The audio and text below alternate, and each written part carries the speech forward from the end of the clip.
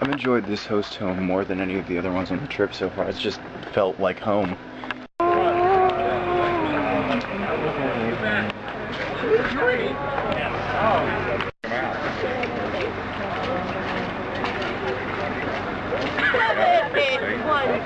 Okay, folks, let's move. They're gonna kick and. We stay with these elderly people. The guy was about 75 years old and wife about the same. I tell you what, the guy was the funniest man I have ever met in my entire life. Those old people really got me cracking up so much. One of the things that they did, like it started off with, oh, we're 40 miles out, and the wife smacks him and says, no, we're about 2 miles away. What are you talking about? And he just kept that kind of a thing going. He's like, well, you can walk there. And she's like, I smacked him again. No, you can't. just stuff like that. And then all of a sudden, last night we were watching Miss Doubtfire. We were watching Miss Doubtfire at like 1 o'clock in the morning, and and all of a sudden it gets to the part about the divorce in it and all that stuff, and the guy just gets so mad. He's just sitting next to me. He's just getting mad. He's like, you know what? He's like, divorce is fine, but there's got to be one rule with it. And I said, well, what? And he's like, if I were God, I would have made this rule. He's like, you can get divorced, but you need to cut off you know what and sew up you know what and never have sex again. Yeah! So then we get up this morning. 75-year-old. We get up this morning and we're having wonderful breakfast with a bunch of people. It was just like a hunting shack. It was fun. But then we get in the van. As we get in the van, all of a sudden she looks at the clock and she's like, uh-oh, there's only 2 minutes till we need to get there. And all of a sudden he goes, oh, shh. And then he all of a sudden steps on the gas, cranks it to the left, and goes through the cornfield. All of a sudden his wife goes, uh-oh, puts on her seatbelt and grabs a hold of the thing in front of her. And so you got two 75-year-old people going, through the cornfield. Yeah, the wife said, hang on. It was so good. That is so awesome.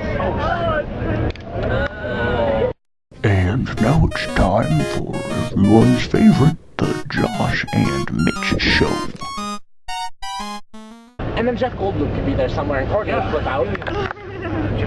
I love Jeff. She has one of those voices I could listen to for hours. Way better than Morgan.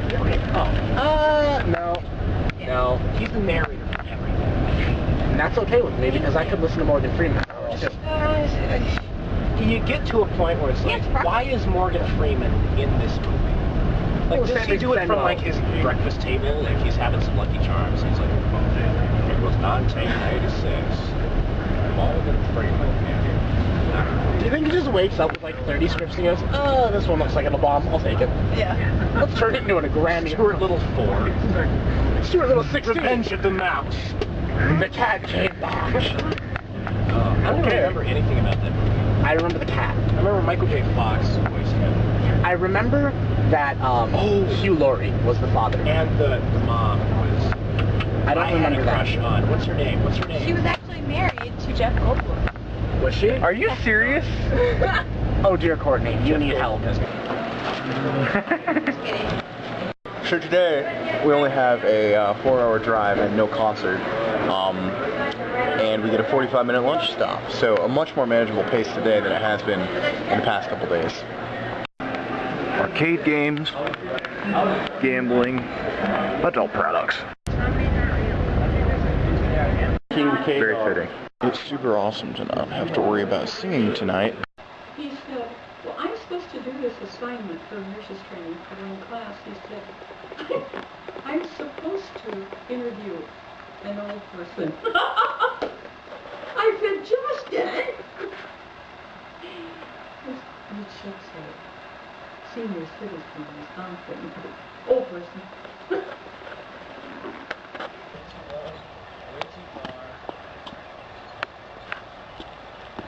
Way too wobbly. Sam? Oh. I was thinking about how we never did dessert.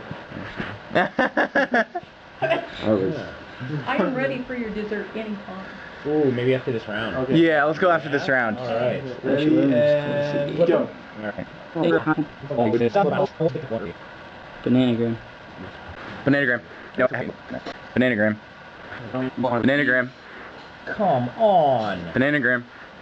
Steven, I'm not Fuck, kidding. Steven. Don't do it. I will slap you. Steven.